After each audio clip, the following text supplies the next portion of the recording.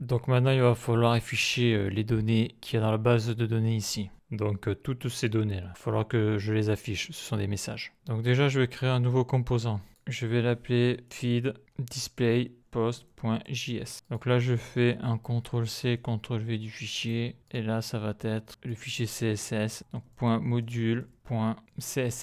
Donc je me remets dans le fichier. Donc déjà, je peux importer le fichier CSS. Classes from double code et il est là. Donc ça, c'est fait. Donc ce fichier, ce composant, donc const feed display post égale les parenthèses, la flèche, les accolades. Ça return. Je vais écrire les nouveaux messages et après j'exporte default feed display post point virgule. Donc maintenant ce composant, je vais l'afficher ici. Donc feed, c'est le composant principal tout en haut. Donc ça déjà je peux le mettre entre parenthèses et je vais pouvoir y mettre le fragment, le shortcut de fragment, CTRL X, CTRL V, donc ça c'est bon. Et ici je vais mettre mon nouveau composant et dessous feed new post, je vais y mettre le nouveau composant qui est feed display post. Je ferme, voilà, Alt+F, ça c'est bon. On constate que le composant est apparu. Donc ça je le ferme. Donc l'objectif va être déjà d'aller chercher les données sur le serveur, les données qu'il faut afficher. Donc à noter qu'on verra à la fin j'aurai un souci, mais c'est un problème de débutant donc c'est intéressant à voir. Donc un petit commentaire, allez chercher tous les postes de la base de données qui sont dans la table post user. Donc on sait que dans cette table là, je n'ai que l'ID de poste, donc l'user ID du créateur du poste, le message et la date. Je ne vais pas avoir dedans ce qu'il y a dans la fiche user, c'est-à-dire le nom, le prénom, etc., la photo. Donc déjà, dans un premier temps, je vais juste afficher les données. Et une fois que j'aurai fait ça, ultérieurement, j'afficherai le reste, la photo, le nom, le prénom dans d'autres composants. Donc ça nécessitera de faire des requêtes différentes. Et là, je vais y aller étape par étape. Donc déjà, avant toute chose, j'ai besoin de l'URL de la requête. Alt-Gr touche 7, espace. Donc si je vais sur Postman, actuellement, l'adresse est celle-là. Donc je sélectionne tout là. CTRL-C, CTRL-V. Donc tout ça, on l'a vu dans la vidéo où j'ai modifié le backend pour faire le contrôleur pour récupérer toutes les données. Alt+F. Donc là, ça, il faut que ça soit dynamique. Donc pour ça, il faut que je récupère l'user ID. Et l'user ID, il est où? Il est dans le contexte. Donc const os ctx égale le hook use context. Les parenthèses. Et après, j'importe le contexte.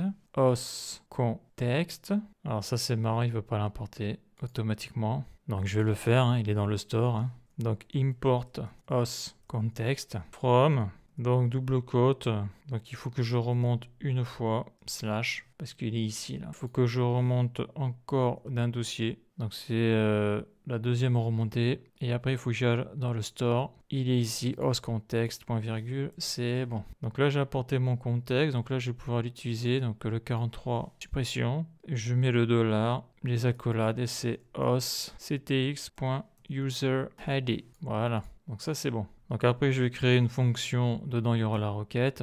Donc je mets une ligne, voilà. Donc comment je vais l'appeler? Donc fetch, car je vais utiliser l'API fetch. J'ai envie de dire get message handler égale les parenthèses, la flèche et les accolades. Donc à noter que si tu mets fetch get message handler, c'est récupérer, obtenir le gestionnaire de messages. Fetch get message handler. Donc c'est une fonction asynchrone, hein, donc async. Donc après, je vais utiliser le try et le catch pour récupérer l'erreur. Dedans, j'ai ma console log et je vais écrire dans le catch requête fetch get message handler. Donc ça, s'il y a un souci, hein, et après un console log de error. CTRL-C, CTRL-V, Alt+F, voilà, ça c'est bon. Donc après, dans le try. Donc const response égale donc await fetch les parenthèses, donc dedans je mets l'URL, après l'objet de configuration, donc c'est la méthode get virgule, et dans le headers de point égale, j'y passe le token, donc authorization de point, et après Alt+Gr touche 7 espace et le bearer token, et le token est dans le contexte, donc c'est $ les parenthèses os ctx.token, car sans ça, le backend me jettera, je n'aurai pas accès à la donnée. Donc tout ça, on l'a vu dans les vidéos précédentes, pour le moment, il n'y a rien de nouveau. Donc après,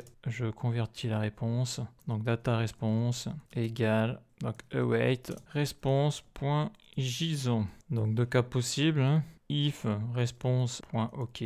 Donc là je vais mettre ce que j'ai déjà mis dans les niveaux précédents, un console log. Ça c'est pour le debug bien sûr, hein. Response.ok, hein, parce qu'on voit qu'il y a toujours des problèmes, hein, quand on code et qu'en plus on débute. On passe notre temps à débugger car ça ne marche jamais du premier coup. Donc là j'affiche la réponse, console log, et là j'affiche la data response, point, virgule, et sinon else, ça marche pas. Donc là je vais faire un copier-coller et là je vais écrire response, pas ok. Je vais ajouter le throw new error et je vais y mettre data response.error classique. Et donc après il va falloir que j'appelle cette fonction. Donc là pour le moment je vais le faire comme ça, pas de use effect pour le moment. Donc si je fais F12, que je regarde s'il n'y a pas des bugs là. Si je clique ici, voilà, on voit que j'ai récupéré là tous les messages qu'il y a sur la base de données. Donc il y en a 1, 2, 3, 4, 5. Et là on voit les keys et les values. Donc ça c'est une bonne chose. Là je vais actualiser, on le verra mieux sur cet écran là. Voilà, là j'ai tout là. Donc maintenant je vais faire dans le return le code pour afficher ces données. Donc ça, je vais le laisser comme ça, les messages. Ça, je vais le mettre entre parenthèses. Voilà, ça, je le vire. Et là, je vais y mettre fragment, CTRL-X, CTRL-V. Voilà. Donc, on sait que pour afficher des données, il faut mapper la variable où il y aura les données. Donc là, actuellement, tu vois que là, c'est results. Le seul souci, c'est que results est dans data response. Donc moi, ce que je vais faire là, c'est créer un state. Et dans ce state, je vais mettre la donnée qu'il y a dedans. Donc je vais créer un state, je vais l'appeler const message, virgule, set message. Donc après, on utilise le hook use state. Et je vais le mettre à nul. Donc là, on voit que le hook, il n'a pas été importé. Là. Je clique là, voilà. Donc nul, c'est important parce que, on va le voir. Donc, avant toute chose, si je fais un console log de message, est-ce que j'ai de la donnée? Alors, pour que ce soit plus clair, je vais faire un mash add flèche du bas, les doubles côtes et une petite flèche. Donc, qu'est-ce que l'on voit? On voit message nul. Donc, actuellement, quand je charge la première fois, dans le state, il n'y a rien du tout. Par contre, si je touche là, je vais toucher ici pour faire un re-render. Ouais, il se passe rien. Donc on va voir ce qu'il faut faire après. Mais là on voit que lorsque ça charge la première fois, c'est à nul. C'est normal, ça n'a pas le temps de mettre la donnée dedans parce que ça met un certain temps. Mais je vais quand même mapper dessus, on va voir ce que ça fait. Donc au début ça va faire une erreur, c'est normal. Donc là je rajoute un petit disclaimer. Ce que je dis est faux, c'est que si j'ai pas la donnée, c'est parce que j'ai pas mis à jour le state. Donc quand tu charges ta donnée, si la réponse est OK, le state sera mis à jour. Mais là je fais une confusion entre la mise à jour du state, que je n'ai pas mis mais je vais le mettre après dans la vidéo, et lorsque tu mappes une variable qui n'a pas eu le temps de recevoir sa donnée. Et donc là oui, ça prend un certain temps. Ici ta variable est vide, tu auras une erreur ou elle restera nulle. Mais ça, on va le voir dans la suite de la vidéo. Donc, dans cette variable-là, j'ai toutes les données qu'il y a dans results. Donc, la théorie, c'est message, point, et après, je map. Donc, dans la méthode map, il faut y passer une fonction comme ça. La flèche. Par contre, dans la méthode map, on ne met pas d'accolade, on met des parenthèses comme ça et on revient à la ligne. Donc ça, c'est la base. Dedans, je vais y mettre en argument message, mais sans S. Donc, on part toujours d'un objet. Dedans, il y a plusieurs tableaux, il y a plusieurs index, donc c'est toujours avec un S. Et lorsque l'on va itérer sur chaque élément du tableau, là, comme on peut le voir ici, là, il y en a 5 éléments, eh bien, on met le nom de la variable, mais sans S. C'est toujours comme ça. Donc là, qu'est-ce que je vais faire? Tiens, je vais faire un P, paragraphe, et dedans, je vais y mettre les accolades, ouvrante et fermante, message. Donc ça, c'est la variable qu'il y a ici. Donc cette variable-là, en réalité, il y a les données d'un index. Et tant que la méthode map n'a pas fait le tour de tous les index, là, eh bien, elle ne s'arrête pas, quoi. Donc, c'est pour ça qu'on met message comme ça. Donc, moi, après, je veux la key post user. Donc, ça, c'est la value user que je veux récupérer. On la voit, elle est ici, là. Post user message. Donc là, ça va planter. J'actualise. Voilà, ça plante. Et pourquoi ça plante? Cannot read property of null. Parce que dans le state, on le voit, j'ai nul. Donc, pour éviter ça, qu'est-ce que je vais faire? Et bien là, je vais mettre message Si c'est à true,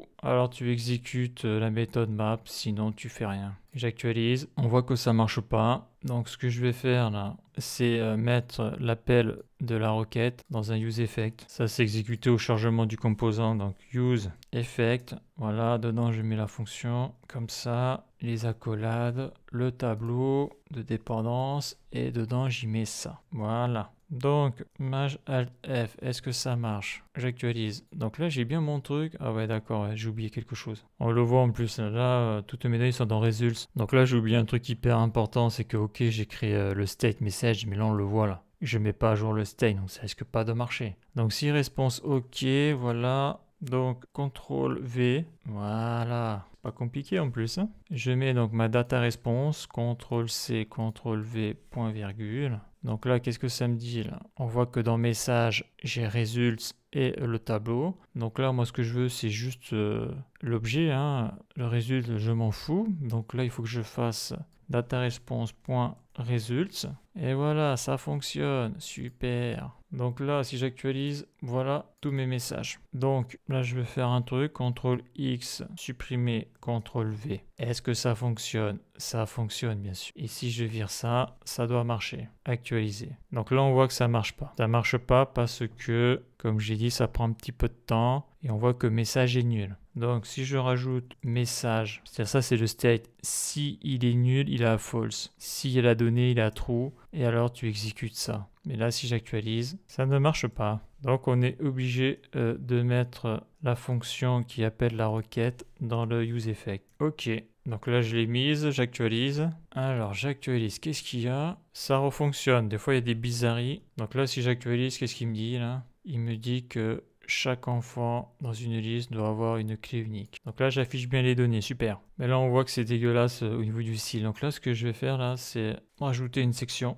Je vais faire comme pour l'autre. Et dans cette section, donc je vais mettre une classe que je vais appeler donc classes.feedDisplayPost. Donc ça, c'est la classe générale. Et voilà. Ce que j'ai envie de faire aussi, c'est que donc actuellement, tout ça là, ce sont des messages. Ces messages-là, j'ai envie de les mettre dans une carte. Donc c'est ça là qui est mappé là plusieurs fois. Donc là, il y a un truc qu'il ne faut pas se rater là. Et je vais faire ça pour y voir plus clair. Donc là, on a le message. Et ici, là, je vais y mettre ma carte. Donc le message, il s'affiche grâce à ça là. Et là, on voit le message qui est affiché, mais ça, là, je vais le mettre dans une carte pour l'esthétisme. Donc là, ma carte, elle est là. CTRL X, CTRL V. Donc là, la carte, il faut l'importer. Donc import card from /ui/card. Voilà. Donc là, on voit que c'est tout blanc. Comme on peut le constater, là, tout est blanc, donc c'est lisible. Donc on sait que dans la carte, on peut y mettre une classe en props. Donc class name, ça c'est le nom de la props, égale, et je vais l'appeler classes.card. Donc après, il faut que je la définisse. Donc ça, c'est mon CSS. Je l'ouvre à côté. Voilà, ça c'est bon. Ok. Donc déjà, je vais m'occuper de ma classe feedDisplayPost. Donc on l'a vu là, c'est la classe générale que j'ai mis ici. Celle-là, elle est importante, celle-là. Donc juste pour voir un petit peu la place qu'elle prend, je vais faire background color. J'actualise. Pour le moment, on voit rien. Donc si je fais un point card, si je fais un background color, si je mets ça par exemple, ça devrait changer là. Ouais, ça change. Donc là, il faut faire très attention lorsque l'on fait ça là. C'est que si je vais sur fiche utilisateur, si je vais sur suppression du compte, non là, ça l'a pas pris, c'est bon. Donc actuellement, voilà ce que j'ai. Donc bien sûr, moi ça, je le veux pas. Je veux la couleur que j'ai utilisée ici. Donc je vais sur fiche utilisateur, je sélectionne, ça sera plus simple. Background color, c'est ça. Je sélectionne la couleur, CTRL C. Je reviens ici, voilà. Et là, je fais ça, CTRL V, c'est bon. C'est la meilleure mine. Là, on peut voir à quoi ça ressemble. Donc là, le souci, là, c'est que ça prend tout l'écran. Et ça, je le veux pas. Ça. Moi, je veux que ça prenne que cette partie-là de l'écran. Donc ici, là, je vais faire un display flex. Je vais faire un justify content center. Je vais rajouter un flex direction colon. Et je vais mettre un align item center. Donc on voit qu'actuellement, ça fait rien du tout. Parce que là, je suis dans le container box du haut, là. Parce que je suis dans le flex container, il me faut un flex item. Donc là, il va falloir que... Donc là, le flex, j'ai mis ici, là. Il va falloir que je crée une div. Tout ça, il va falloir que je le mette dans une div pour pouvoir restreindre le texte et le mettre au milieu de l'écran, là. Donc ici, je vais faire une div. Ça, je sélectionne CTRL X, CTRL V. Donc cette div, je vais mettre une classe. J'ouvre les accolades, classes.id. je vais l'appeler container. Donc là, je respecte pas les appellations des classes, mais bon, là, pour moi, c'est plus simple à gérer. Donc là, je fais ma classe container. Donc si dedans, j'y mets un background, CTRL-C, CTRL-V, je vais changer la couleur. Qu'est-ce que ça fait? Voilà ce que ça fait. On voit qu'elle est ici, là. Donc, ça, j'enlèverai après. Donc là, je vais faire un display flex. On voit le résultat. Après, je vais faire un flex direction colon. On voit le résultat. Donc, je vais juste voir un petit truc là. Si je fais un colon reverse, voilà. Le CSS, c'est OK pour le moment. Donc là, ce que je viens de faire, c'est qu'avant, j'avais le dernier message que j'avais envoyé, il était tout en bas. Maintenant, il est tout en haut. Donc ça, je l'ai fait juste en inversant le CSS. D'ailleurs, ça, je le referai après pour que ça soit plus clair. Donc après, je vais y mettre un align items. Je vais mettre un flex start. C'est pour que ça parte de la gauche. Donc là, voilà le résultat. Donc ça, je désactive. D'ailleurs, si je mets un with de 40 m, ouais, voilà ce que ça fait, mais là pour le moment il est pas au milieu là. Ça je vais désactiver. Là je vais faire Maj Alt F. Donc ça après c'est les imbrications des balises HTML. Donc là j'ai bien ma section. Là j'ai ma div class container. Ici donc j'ai les messages. Là j'ai message, message. Donc là après je mappe dessus. Là j'ai ma card. Donc pour le mettre au milieu il faut que j'utilise, et j'ai oublié de le mettre. Donc le flash direction je le mets en colonne, mais il faut que je fasse le justify content. Justify content et je vais mettre sur center. Et là magique. J'actualise, je regarde la console, qu'est-ce qu'il y a là? Warning 8, donc ça je vais le rajouter pour enlever cette erreur là. Donc la key qui me réclame, il faut la mettre ici là. Donc là je map ici là. Et lorsque l'on map, il faut mettre une clé sur chaque élément. Il faut mettre une clé pour qu'à chaque élément, une clé apparaisse. Comme ça, si c'est modifié, React le sait. Donc la key, on va la mettre ici là. Key égale. Donc ça va être dans message. Point, et on l'a vu, hein, chaque post a un ID. Donc ça va être ID underscore post underscore user. C'est ce que l'on peut voir ici là. L'ID de post est unique. Donc si j'actualise, je n'ai plus l'erreur. Donc là j'ai un problème avec mon CSS. Ça c'est pas l'objectif. Il faut qu'il soit ici là. Donc il faut que je regarde un truc que j'ai mal fait. Donc mon erreur je l'ai trouvé. C'est pas un F majuscule, c'est un F minuscule. Il faut vraiment être très strict. Hein. C'est un truc de dingue. Donc là maintenant voilà, c'est ça que je veux. C'est bien centré, cool. Donc là, qu'est-ce qu'il faut que je fasse? Donc déjà au niveau de la carte, je veux que ça prenne tout l'espace. Donc with 100%. Voilà. Donc là, on voit le résultat, ça s'agrandit. Donc là, je vais agrandir ça quand même. Je vais mettre un conteneur avec une width de 45. On voit le résultat, ça s'est un petit peu agrandi. Je vais mettre 43. D'ailleurs, on voit le résultat ici, là. Voilà. Donc là, j'ai ma carte background width. Donc là, on va essayer de mettre un peu de margin. Donc margin, donc sur l'axe Y, je vais mettre un rem. Sur l'axe X, je vais mettre 0. Voilà. Donc après, pour améliorer ça, qu'est-ce que je peux faire? On peut voir que le texte, il est beaucoup trop gros là. Donc là, si je fais P, c'est les paragraphes, je fais un font size de 2 rem. On voit que le texte est beaucoup plus petit.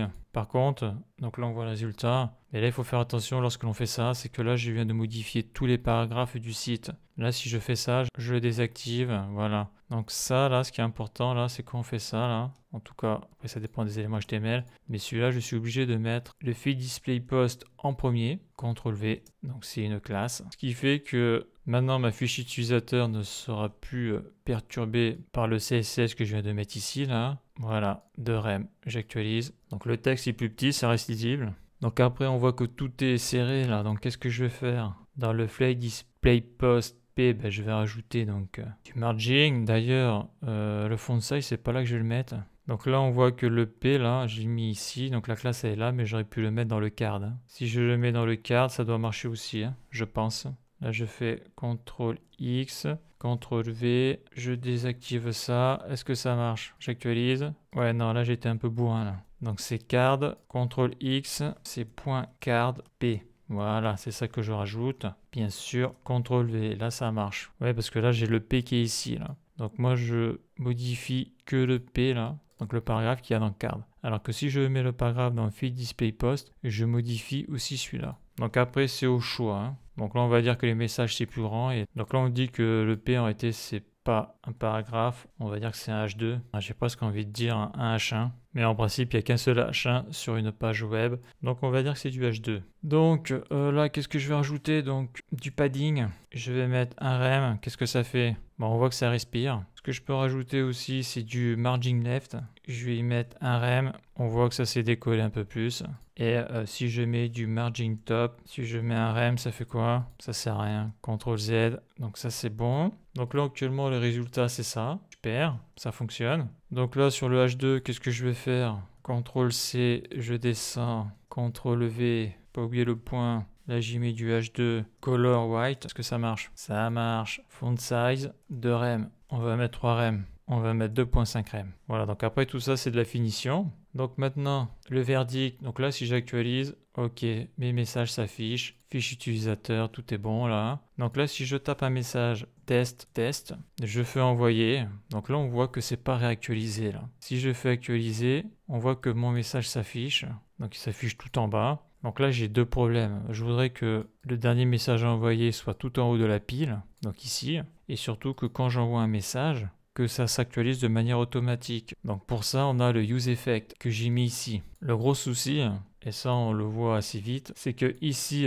j'ai mon composant feed général avec le composant pour les nouveaux postes et donc le composant pour afficher les postes. Donc lorsque ce composant est modifié, donc c'est-à-dire lorsqu'il travaille, lui là il ne le sait pas lui. Et ça c'est un souci parce que le use effect lui, il surveille les dépendances, mais il faut lui mettre une dépendance. Le souci c'est que là il va me demander là, fetch-get message handler. Donc là si tu le mets tu pars en boucle infinie, hein. Ça c'est clair. Alors on le voit là, ça bouge à fond là, ça s'affole. CTRL Z, donc même si tu utilises use callback, il y aura le même souci. Donc là le gros problème qu'il y a avec ce code là, c'est-à-dire là où j'ai mis là ma requête get, c'est que lorsque lui est utilisé, comme là par exemple je tape un message bidon, eh bien lui ne le sait pas, ce qui fait qu'il ne fait pas un re-render. Et si j'actualise, eh bien j'ai mon message. Donc dans la prochaine vidéo, je vais essayer de régler ce problème-là. Et dans cette vidéo, eh bien on a fait une étape aussi très importante. On a affiché les messages qu'il y avait sur la base de données. Donc après, bien sûr, il faudra donc créer des composants pour afficher l'image, le nom, le prénom, la date, les petites icônes ou les boutons pour faire la modification et la suppression de posts, et bien sûr après un bouton pour faire un commentaire au message. D'ailleurs, si je mets plus de texte, qu'est-ce que ça fait? CTRL C, je fais CTRL V, envoyer. Donc là, je suis obligé d'actualiser manuellement pour le moment. Et voilà mon message. Ok, donc la suite dans le prochain épisode.